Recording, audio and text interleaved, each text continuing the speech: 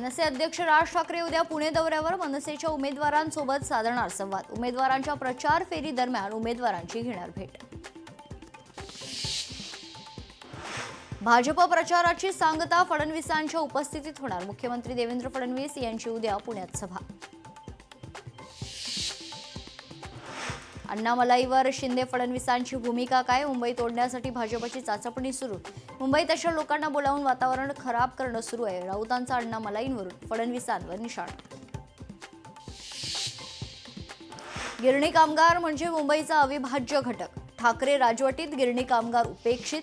भाजप नेत्या चित्रा वाघ यांनी पुन्हा एकदा ठाकरे बंधूंवर टीका केली आहे.